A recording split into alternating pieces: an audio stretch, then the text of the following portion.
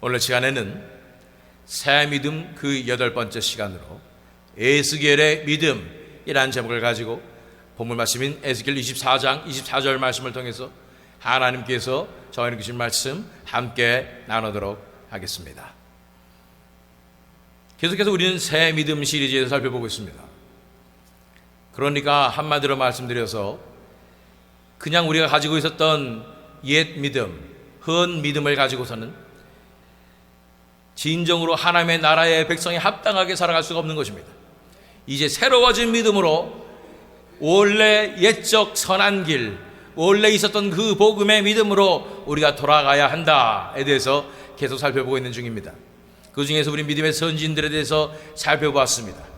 이제 오늘은 에스겔에 대해서 살펴보게 되는 것입니다. 에스겔은 여러분께서 잘 아시다시피 선지자입니다.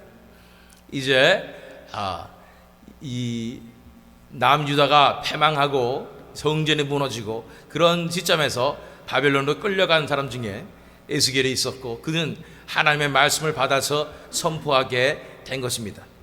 그런데 오늘 본문 말씀 에스겔 24장 24절 말씀을 보니까 이같이 에스겔이 너희에게 표징이 되리니 그가 행한 대로 너희가 다 행할지라. 이 일이 이루어지면 내가 주 여호와인 줄을 너희가 알리라 하라 하셨느니라 하고 말씀하고 있습니다. 에스겔이 표징이 된다는 것입니다. 에스겔은요 선지자일 뿐인데, 선지자는 무엇입니까? 하나님의 말씀을 받아서 그대로 선포하는 자입니다. 그런데 에스겔 자체가 이스라엘 백성들에게 표징이 된다고 말씀하고 있는 것입니다. 어떻게 된 것일까요? 이 에스겔의 선지자로서의 사명을 살펴보면서 이 마지막 시대를 살고 있는 우리에도 이러한 동일한 새 믿음으로 하나님께서 주시는 진정한 믿음으로 나아가야 될 줄로 믿습니다. 자, 에스겔 2장으로 가서 5절로 7절 말씀 읽도록 하겠습니다. 에스겔 선지자에게 주신 놀라운 사명입니다. 그들은 패역한 족속이라. 그들이 듣든지 아니 듣든지 그들 가운데에 선지자가 있음을 알지니라. 인자야, 너는 비록 가시와 찔레와 함께 있으며 전갈 가운데에 거주할지라도 그들을 두려워하지 말고 그들의 말을 두려워하지 말지어다. 그들은 패역한 족속이라도 그 말을 두려워하지 말며 그 얼굴을 무서워하지 말지어다. 그들은 심히 패역한 자라. 그들이 듣든지 아니 듣든지 너는 내 말로 구할지어다. 에스겔에게 주신 사명은 패역한 족속들에게 하나님의 말씀을 선포하라는 것입니다. 그런데 하나님의 말씀을 선포하면은 사람들이 와, 진짜 하나님의 말씀이구나 그러면서 아멘 하고 감사함으로 하나님 정말로 순종하겠습니다 이러고 나오면 좋겠는데, 그 시대는 그렇지 않았다는 얘기예요. 안 들을 경우가 더 많다는 것입니다. 안 들을 확률이 더 많다는 것입니다. 그러니 진정한 하나님의 선지자는 듣든지 아니 듣든지 어쨌든 그 가운데 선지자가 있음을 알게 하기 위해서 하나님께서 에스겔에게 이 사명을 주신 것입니다. 얼마나 환경이 안 좋냐면, 비록 가시와 찔레와 함께 있으며 전갈 가운데에 거주할지라도 말씀을 받아들일 수 없는 상태에 있고 말씀을 받아들일 준비가 안 되는 세대라고 말씀하는 것입니다. 예루살렘 성전이 파괴되고 다 끌려와 있고 이스라엘 백성들은 회개하지 않으며 이러한 강팍한 상태에 와 있는 이 현실을 바라보게 되는 것입니다. 그래서 말씀이 전해지면, 진리의 말씀이 선포되면 그들이 받는 것이 아니고 회개하는 것이 아니고 어떤 상황이 벌어져요? 오히려 반박을 하고 싸우고 핍박을 하는 엄청난 상황 가운데 있었다는 것입니다. 이런 상황을 바라보면서 우리 조국 대한민국에서 벌어지고 있는 이런 일들을 바라봅니다.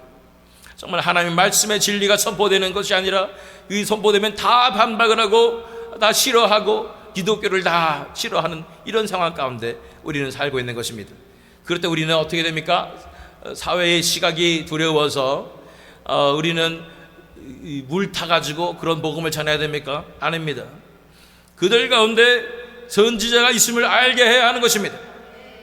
비록 가시와 찔레와 함께 있으며 전갈 가운데에 거주할지라도 그들을 두려워하지 말고 그들의 말을 두려워하지 말지어라고 말씀하시는 것입니다. 이 시간일수록 이럴 때일수록 하나님의 말씀이 선포되는 줄 믿습니다. 그들은 패역한 족속이라도 그 말을 두려워하지 말며 그 얼굴을 무서워하지 말지어다. 우리는 얼마나 사람들 눈치를 보는데 익숙한지 모릅니다. 사람들이 얼굴 표정만 봐도 이 얼굴 표정 보고 얼마나 눈치를 보는지 모릅니다. 하나님 말씀의 진리가 선포되면 진실을 우리가 얘기하면 사람들은 얼굴 표정이 어때요? 벌써 굳어지고 눈치를 주고 있습니다. 그런 말 나는 싫어한다고, 듣기 싫다고 이러고 있는 것입니다. 그 얼굴을 무서워하지 마시길 바랍니다. 그들은 심히 패역하기 때문에 당연히 얼굴이 그렇게 될 수밖에 없어요. 그들이 듣든지 아니 듣든지 너는 내 말로 고할지어다. 이거를 정말 잘한 사람이 이 세상에서 한 명 있는데 그게 바로 트럼프 대통령입니다. 듣든지 안 듣든지 그냥 얘기해요. 이 사람은 뭐 욕을 먹든지 온 미디어가 다, 온 매스컴이 다 욕하든지 말든지 상관없어요. 그냥 자기 할 말만 하는 사람이에요. 저는 처음에 제가 기도하면서 2016년에 대선을 위해서 기도하는데 하나님께서 트럼프라는 사람을 놓고 기도하라고 하셔가지고 저는 트럼프 싫어하는데요 하나님, 너무 사람이 성격 장애져 갖고 너무 너무 교만하고 그래서 저는 싫습니다. 하나님께서 그러나 그를 보아라. 그는 어떤 이런 공격을 받아도 결코 굴하지 않는 사람이다. 미국에는 이런 지도자가 필요하다 말씀하셔가지고 저는 그렇게 해서 그분을 위해서 기도했습니다. 그렇습니다. 이제 깨닫습니다. 진정한 강력한 지도자는 어떤 공격이 와도 어떤 상황에서도 담대하게 선포할 줄 아는 사람이 되는 줄 믿습니다. 이런 놀라운 은혜를 대한민국에서도 하나님께서 주시기를 정말로 축원합니다. 에스겔 3장 24절 35절 주의 영이 내게 임하사 나를 일으켜 내 발로 세우시고 내게 말씀하여 이르시되 너는 가서 네 집에 들어가 문을 닫으라. 너 인자야 보라, 무리가 내 위에 줄을 놓아 너를 동여매리니 네가 그들 가운데서 나오지 못할 것이라. 에스겔 선지자는 참 신기한 선지자였어요. 다른 선지자는 폼이 났거든요. 심지어는 이 바로 적전에 예레미야도 좀 폼이 났어요. 그래도 하나님의 말씀, 엄정한 심판의 말씀을 선포하더라도 이 말씀을 선포하는 이런 게 있었는데 기껏해야 하나님께서 이런 말씀하시는 거예요. 주의 영이 내게 임해서 나를 일으켜 내 발로 세우시고 내게 말씀하여 이르시되 너는 가서 네 집에 들어가 문을 닫으라.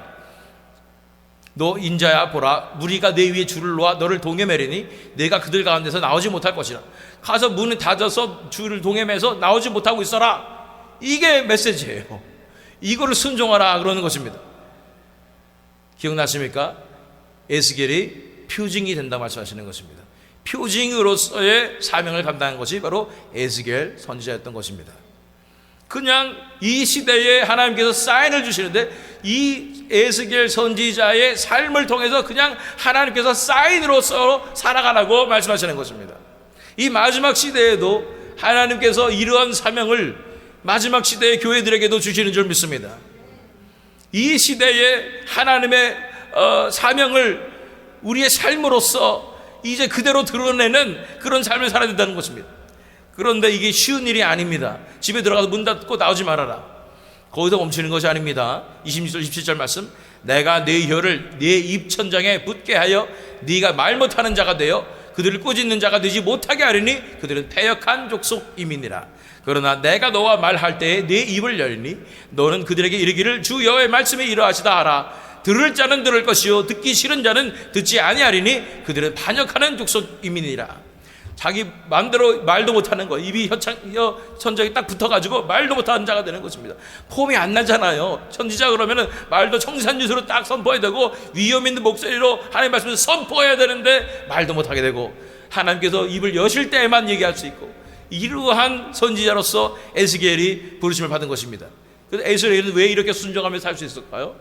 에스겔이 가진 믿음, 바로 이 새 믿음이라는 거예요. 하나님을 전적으로 신뢰하는 것입니다. 하나님께 쓰임받는 것입니다. 하나님께서 놀랍게 그를 통해서 역사하시는 것입니다.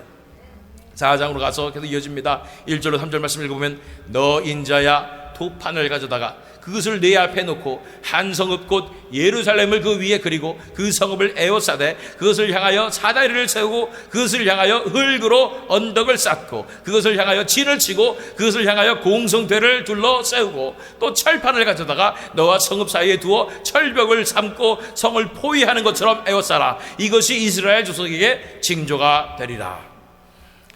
하나님 또 이상한 것도 시키시는 거예요. 폼나게 좀 선포 좀 했으면 좋겠는데, 토판을 가져다가 이 예루살렘을 그 위에다가 이렇게 만들어 가지고 그 위에 사다리를 세우고 공성대를 둘러 세우고 철판을 가져다가 너와 성읍 사이 두어 철벽을 삼고 성을 포위하는 것처럼 에워싸라. 이거 소꿉장난도 아니고 폼이 안 납니다. 보는 사람 보면 저거 뭐예요? 이거 예루살렘이거든요. 그러면서 뭐 하고 계세요? 이렇게 되는 거예요. 이러한 일들을 순종하면서 표징으로서 사는 삶을 사는 것입니다. 자, 거기서 멈추지 않습니다. 4절 6절 말씀. 너는 또 왼쪽으로 누워 이스라엘 족속의 죄악을 짊어지되 내가 눕는 날 수대로 그 죄악을 담당할지니라. 내가 그들의 범죄한 횟수대로 네게 날수를 정하였나니 곧 390일이니라. 너는 이렇게 이스라엘 족속의 죄악을 담당하고 그 수가 차거든 너는 오른쪽으로 누워 유다 족속의 죄악을 담당하라. 내가 네게 40일로 정하였나니 하루가 1년이니라. 그 상태에서 상상해 보세요. 여러분들이 에스겔인데 투판을 가져다가 이렇게 모형으로다가 예루살렘 성을 만들고 거기다가 공성대와 철판을 가져가 두르고 포위한 다음에 왼쪽으로 누워서 이스라엘 족속의 죄악을 짊어지는데 눕는 날수대로 죄악을 담당하는데 범죄한 횟수대로, 그래서 390일 동안 왼쪽으로 누워 있어야 된다는 거예요. 그리고 유다 백성의 죄악을 담당하기 위해서는 바른 오른쪽으로 누워야 되는데 오른쪽 누워서 40일 동안 하루를 1년으로 쳐서 390일 그리고 40일 이렇게 누워 있어야 된다는 것입니다. 폼이 안 나잖아요.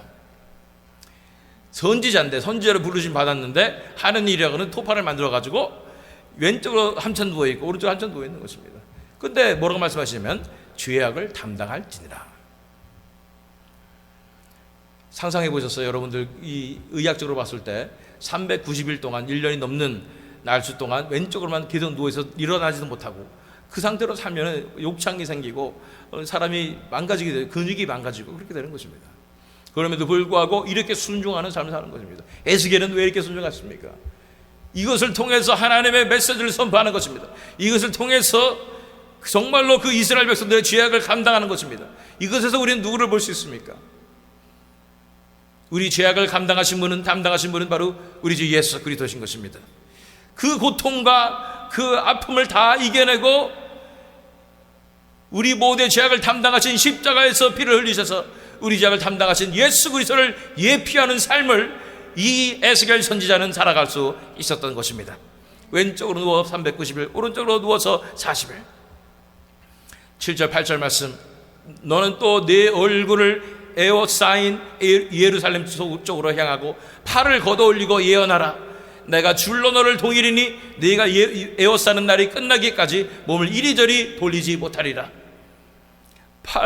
팔을 걷어올리고 예언하는데 줄로 동여져 가지고 에워싸는 날이 끝나기까지 몸을 이리저리 돌리지도 못하는 이런 고문이 없는 그런 삶을 살게 되는 것입니다. 그러면서 죄악을 담당하고 그들 위해서 간절히 부르짖고 주여 우리 민족을 살려주시옵소서 부르짖는 이 선지자의 사명을 보시기를 바랍니다. 누가 이 시대에 이렇게 부르짖을 수 있겠습니까? 우리 대한민국이 이렇게 풍전등화와 같은 상황에 이루어졌을 때 누가 이렇게 일어나서 주여 우리 민족을 불쌍히 여겨주시고 우리 백성들을 불쌍히 여겨주시고 살려주시옵소서 그 죄악을 담당하며 중보 회개하며 기도할 수 있겠습니까? 예수 그리스도께서 우리를 위하여 그 몸을 찢기셔서 그 피를 흘리셔서 죄악을 담당하시며 지금도 우리를 위하여 중보하시는 예수 그리스도를 바라보며 이 시대에 예수 그리스도를 따라가는 제자로서 제자된 교회로서 우리가 이런 사명을 마지막 때에 감당해야 되는 줄로 믿습니다. 12절 13절 말씀. 너는 그것을 보리떡처럼 만들어 먹되 그들의 목전에서 인분 불을 피워 구울지니라. 또 여호와께서 이르시되 내가 여러 나라들로 쫓아내어 흩어버릴 이스라엘 자손이 거기서 이같이 부정한 떡을 먹으리라 하시기로. 지금 하는 행동이 다 뭐냐면 이스라엘 백성이 앞으로 당할 것들 이런 것을 자기의 삶으로 이 퍼포먼스로 다 보여줘야 된다는 얘기예요. 너희들이 이렇게 될 것이야 이걸 보여주는 것인데 뭐냐면 먹긴 먹어야 되잖아요. 먹는데 보리떡처럼 만들어 먹되 그들의 목전에서 인분 불을 피워 구울지니라 라고 말하고 있습니다. 우리가 아는 그 인분 맞나요? 우리가 똥이라고 부르는 이 사람의 변이죠. 이걸로 불을 피워서 굴지니라. 사실 그 예전에는 소똥으로 이런 것을 불을 피우기도 했는데 사람 떡으로 불을 피우라는 얼마나 부정합니까? 얼마나 더럽습니까? 얼마나 또 냄새가 어떻겠습니까? 이스라엘 백성들이 거기서 이같이 부정한 떡을 먹으리라 하시기로 이것을 나타내기 위해서 삶으로써 이러한 표징으로서의 삶을 살았던 것이 바로 에스겔 선지자였던 것입니다. 5장으로 와서 1절과 2절 말씀 보십니다. 너 인자야, 너는 날카로운 칼을 가져다가 삭도로 삼아 네 머리털과 수염을 깎아서 저울로 달아 나누어 두라. 그 성읍을 에워싸는 날이 차거든 너는 터럭 3분의 1은 성읍 안에서 불사르고 3분의 1은 성읍 사방에서 칼로 치고 또 3분의 1은 바람에 흩어라. 내가 그 뒤를 따라 칼을 빼리라.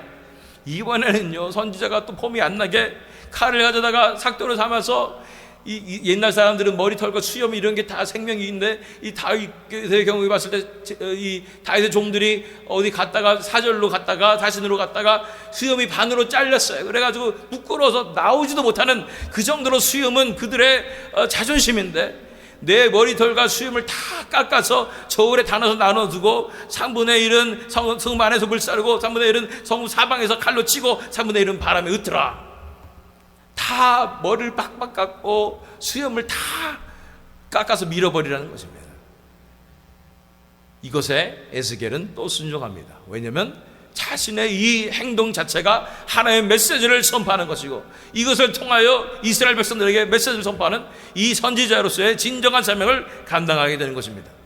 11절 12절 말씀 5장 그러므로 나 주 여호와가 말하노라. 내가 나의 삶을 두고 맹세하노니 네가 모든 미운 물건과 모든 가증한 일로 내 성소를 더럽혔은즉 나도 너를 아끼지 아니하며 긍휼을 베푸지 아니하고 미약하게 하리니 너희 가운데에서 3분의 1은 전염병으로 죽으며 기근으로 멸망할 것이요 3분의 1은 너희 사방에서 칼에 엎드러질 것이며 3분의 1은 내가 사방에 흩어버리고 또 뒤를 따라가며 칼을 빼리라. 이 3분의 1의 의미가 이것이었다는 것을 보게 되는 것입니다. 이렇게 그 멸망하는 그 시대에 하나님의 놀란 심판이 엄청난 심판이 일어나는 그 시대에 자기 삶으로서 이 표징으로서 살아갔던 순종했던 에스겔의 삶을 바라보게 됩니다. 그가 가졌던 믿음이 진정한 새 믿음이라는 것입니다. 자, 그런데 가장 큰 표징은 이것이었습니다. 에스겔 24장 15절로 17절 말씀. 여호와의 말씀이 또 내게 임하여 이르시되 인자야 내가 네 눈에 기뻐하는 것을 한번 쳐서 빼앗으리니 너는 슬퍼하거나 울거나 눈물을 흘리거나 하지 말며 죽은 자들을 위하여 슬퍼하지 말고 조용히 탄식하며 수건으로 머리를 동이고 발에 신을 신고 입술을 가리지 말고 사람이 조상집에서 먹는 음식물을 먹지 말라 하시니라. 하나님께서 또 선포하십니다. 네 눈이 기뻐하는 것을 한번 쳐서 빼앗을 것이다. 그런데 내가 너의 것을 빼앗을 것인데 슬퍼하거나 울거나 눈물을 흘리거나 하지 말아라. 죽은 자를 위하여 슬퍼하지 말고 조용히 탄식하며 수건으로 너희를 머리를 동이고 발에 신을 신고 입술을 가리지 말고 사람이 초상집에서 먹는 음식물을 먹지 말라. 이것이 에스겔이 겪었어야 할 표징으로서의 삶입니다. 어떤 일이 벌어질까요? 18절 19절 말씀. 내가 아침에 백성에게 말하였더니 그 선포한 거예요. 이 말씀 그대로 선포했는데 어떤 일이 벌어졌어요? 저녁에 내 아내가 죽었으므로 아침에 내가 받은 명령대로 행하매 백성이 내게 이르되 네가 행하는 이 일이 우리와 무슨 상관이 있는지 너는 우리에게 말하지 아니하겠느냐 하므로 네가 아낀 너희 눈에 기뻐하는 것을 내가 가져가리라 말씀하시고 그것을 백성 앞에서 선포를 했는데 그날 저녁에 내 아내가 죽었다. 에스겔의 아내가 죽었습니다. 하나님께서 아내를 데려가셨습니다. 그런데 명령받은 건 뭐예요? 울지 말고 슬퍼하지 말고. 왜 그러냐면 앞으로 이스라엘 백성들이 당할 것이 바로 이런 것이기 때문입니다. 고난이 바로 이런 것이라는 것을 미리 네가 표징으로서 이 고난을 당해라 그 말씀하시는 것입니다. 하나님의 사람으로서 선지자로서 심판의 시대에 살아가는 것은 결코 가벼운 것이 아닙니다. 이 시대가 심판의 시대라면 나는 심판 안 당할 거야. 그래서 심판 안 당한다고 성도들은 심판 이 환난 전에 휴거될 것이라고 이렇게 믿게 만들어서 많은 미혹이 있습니다. 성경 그렇게 얘기하지 않습니다. 십자가 없는 부활은 없습니다. 초대교회 성도들 다 고난당했습니다. 수많은 사람들 순교했습니다. 그러면서 지켜낸 것이 이 신앙입니다. 이것이 기독교예요. 근데 우리만 안 당할 거라고 두려워해서 그렇게 살고 있는 것이 현대 크리스천들 아닙니까? 예수님께서 우리를 위해 피를 흘리셨습니다. 예수님께서 고난을 당하셨기에 그 십자가의 그 발자국을 우리 쫓아가는 것입니다. 그것이 참된 신앙이고 우리 믿음의 선조들이 걸었던 그 길이고 우리도 걸어야 되는 그 길인 것입니다. 이 에스겔 선지자의 순종하는 이 삶을 통해서 얼마나 슬프겠어요. 인간적으로 솔직히 말해서 아내가, 사랑하는 아내가 기뻐하는 것을 가져갔는데 아내가 죽었는데 어떻게 울지 않을 수가 있고 어떻게 슬퍼하지 않을 수가 있겠습니까? 그런데도 그렇게 순종하면서 나가는 거예요. 신앙은 이런 것입니다. 쉽고 우리가 그냥 아무렇지도 않게 가볍게 할 수 있는 것이 아니라는 거예요. 하나님을 따라가는 길은 바로 이런 길입니다. 십자가의 길인 것입니다. 우리 대한민국에 일어나는 현실들을 바라보면 우리 기억해야 할 것이 있습니다. 대한민국 땅을 위에서 흘려진 그 피를 기억하십시오.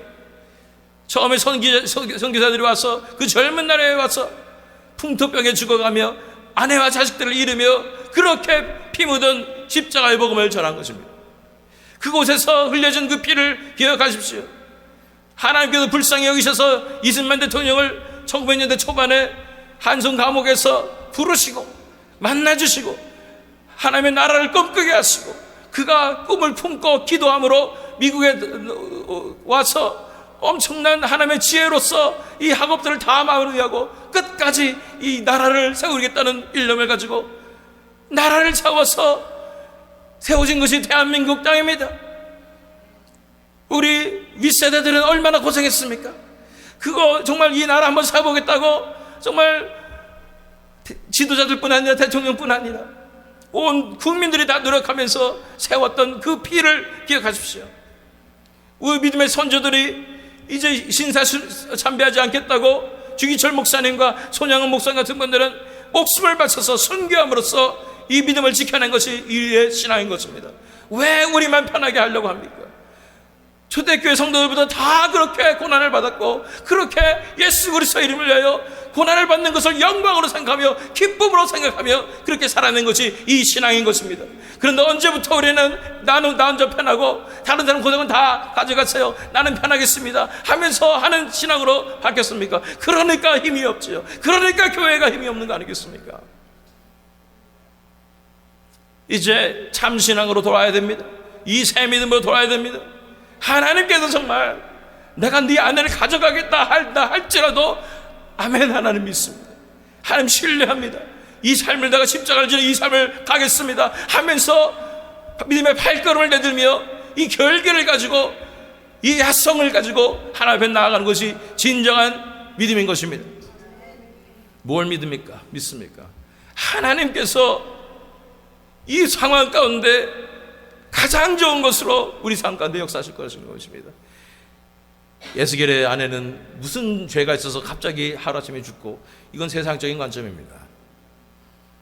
이 죄 많은 이 세상, 유혹도 많은 이 세상, 하나님이 금방 데려가셔서 천국에 보장된 거 아니야? 이렇게 정말 하나님이 뜻대로 죽어서 이 아름다운 천국에 일찍 데려가시고, 그것을 통해서 이스라엘 땅 가운데 놀라운 은혜를 베풀어주고 그 피를 기억하시고 그 희생을 기억하시고 이 에스겔의 이 희생도 합쳐서 놀라운 은혜를 베풀어 주시는데 얼마나 하나님 나라의 큰 영광이고, 이제 하늘나라에 가서 엄청난 큰 상급이 기다리고 있는 아름다운 인생 아니겠습니까? 에스겔도 마찬가지이죠. 그 아내를 잃는 그 엄청난 이 희생을 치름으로 말미암아 이 하나님 나라의 놀라운 은혜가 이스라엘 땅에 이루어질 뿐 아니라 그의 삶 가운데 구원의 역사로 이루어질 뿐 아니라 하나님 나라에서 놀라운 영광을 누리게 되는 것입니다. 하나님은 왜 이렇게 어떻게 보면 잔인하실까요? 이렇게까지 하셨어야 할까? 왜냐하면 하나님 그분 자신이 이렇게 하셨기 때문이에요. 자기 아들을 주셨어요. 우리를 구원하기 위해서, 우리 한 사람, 우리 같은 죄인들을 구원하기 위해서 하나님께서 먼저 이렇게 희생하신 거예요. 먼저 가장 사랑하는 아들을 내어주신 거예요.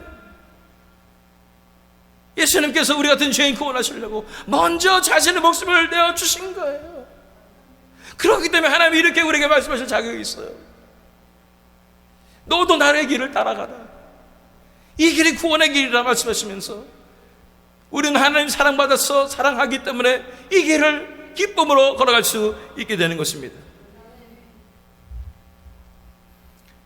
20절 21절 말씀 읽겠습니다. 내가 그들에게 대답하기를 여호와의 말씀이 내게 임하여 이르시되 너는 이스라엘 족속에게 이르기를 주 여호와의 말씀에 내 성소는 너희의 세력의 영광이요 너희 눈의 기쁨이요 너희 마음의 아낌이 되거니와 내가 더럽힐 것이며 너희 버려둔 자녀를 칼에 엎드러지게 할지니라.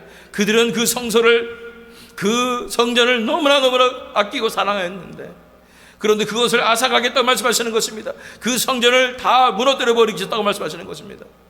그런데 그 누구보다도 이스라엘 백성들보다도 더 이 성전을 사랑하신 분은 하나님이십니다. 그런데 그 하나님께서 친히 그 손으로 그 성전을 무너뜨려 버리시는 것입니다.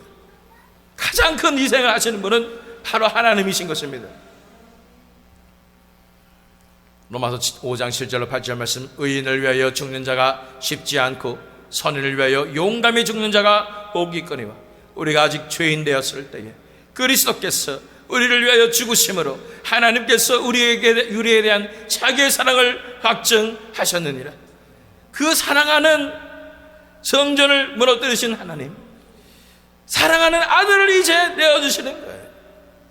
그래서 그 아들이 십자가에 죽으심으로 하나님의 사랑을 확증하신 것입니다. 그래서 그 아들 예수 그리스도는 자기의 몸이 완전히 십자가의 희생으로서 내어드려짐으로 우리 같은 죄인을 위하여 돌아가시는 것입니다. 이것이 하나님 나라의 법칙입니다. 이것이 하나님 나라의 방법이에요. 하나님께서 친히 사셨던 그 삶을 우리에게 보여주시는 것입니다. 때로는 우리가 너무해요. 하나님 따라가는데 나한테 왜 이렇게 이런 일을 허락하시는 것입니까? 그런데 기억하십시오. 하나님께서 먼저 가장 아끼시는 아들을 내어주셨습니다. 그 하나님의 사랑으로 말미암아 우리는 구원으로 나가는 것입니다. 이제 그 모든 일을 통하여 우리의 희생을 이용하여서 사용하셔서 수많은 불쌍한 백성들을 구원하신다면 그거 감사한 것 아니겠습니까? 왜 예수님만 십자가 져야 돼요? 왜 예수님만 피를 흘려야 돼요? 우리도 예수님 따라가는 제자들로서 그 길을 함께 동참함으로써 예수 그리스도의 공통 고난에 동참하는 것이 우리의 큰 축복이요 은혜 아니겠습니까? 나를 위해서 돌아가신 예수님을 위해서 나도 희생하고 나도 피를 흘릴 수 있다면 예수 그리스도의 십자가의 은혜를 받은 나로서 가장 큰 기쁨이 되는 줄 믿습니다. 큰 영광이 되는 줄 믿습니다. 에스겔 24장 22절 23절 말씀, 너희가 에스겔이 행한 바와 같이 행하여 입술을 가리지 아니하며 사람의 음식물을 먹지 아니하며 수건으로 머리를 동인 채 발에 신을 신은 채로 두고 슬퍼하지도 아니하며 울지도 아니하되 죄악 중에 패망하여 피차 바라보고 탄식하리라. 사실은 에스겔만이 겪을 일이 아니었고 앞으로 이스라엘 백성들이 다 겪었어야 될 일이었던 것입니다. 마지막 때 심판의 때입니다. 세상 사람들은 엄청난 심판을 겪게 될 것이고 그들의 가족을 사랑하는 가족들을 잃을 것이고 엄청난 고난 가운데 임하게 될 것입니다. 우리에게 주시는 고난은 미리 주신 고난이요 어찌 보면 그거에 비하면 너무나 가벼운 고난일 것입니다. 그러나 우리의 고난을 사용하셔서 하나님의 놀라운 은혜 베풀어 주셔서 믿지 않는 자들에게 은혜가 부어지고 부흥의 놀라운 역사가 일어나서 한 사람이라도 하나님 앞에 떠난 놀라운 역사를 우리의 고난과 십자가와 희생을 통해서 이루어 주실 것입니다. 그러나 성경에 약속된 대로 진정한 심판의 때에 우리는 하나님께서 우리 편을 들어주시고 건전해 주시고 구원해 주시는 것이 하나님의 공의의 구원의 역사인 줄 믿습니다.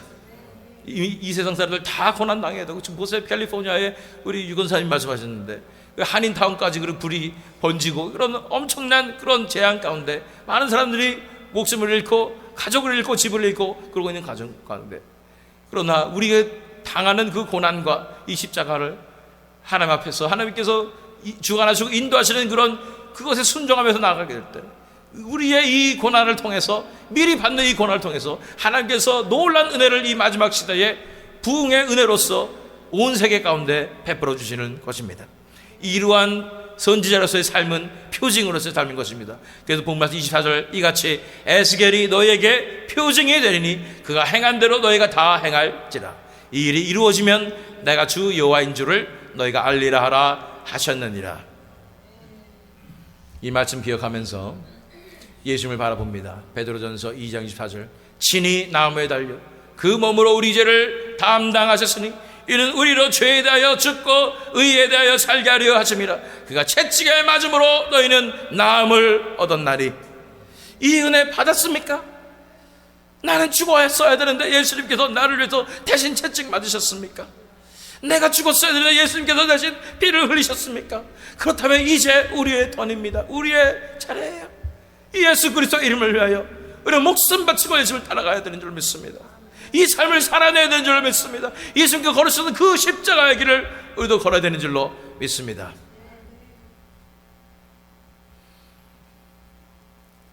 말씀을 맺습니다. 십자가의 길만이 처음부터 예수님께서 보여주신 길입니다. 이 십자가의 길만이 진정한 구원의, 승리의, 진리의 길입니다. 이것을 벗어나려고 애쓰는 그 잘못된 가르침으로부터 돌아오십시오. 기독교는 원래 이랬습니다. 이 십자가에 능력이 있습니다. 내 목숨을 내어드릴 때, 한 알의 미랄이 땅에 떨어져 죽을 때 많은 열매를 맺게 되는 것입니다. 그 희생을 통하여 하나님은 놀라운 역사를 일으키시는 것입니다. 수많은 순교자들을 통해서 하나님은 교회를 일으키셨습니다. 우리의 이 고난과 우리의 아픔을 통하여 하나님은 반드시 놀라운 역사를 반드시 일으키실 것입니다. 예수 그리스도의 죽으심으로 말미암아 우리 인류가 구원받았습니다. 이제 우리가 예수님의 길을, 그 길을 따라가며 에스겔 선지자 같은 그런 믿음으로 나아가게 될 때, 우리도 정말 우리를 통해서도 하나님께서 역사하시는 놀라운 십자가의 은혜가, 십자가의 능력이 넘쳐나게 될 줄로 믿습니다. 이 길을 담당하시는 진정한 새 믿음을 가지고 담당하신 저와 여러분 되시기를, 또한 이 새 믿음 장로교회 되기를 예수 그리스도 이름으로 축원합니다.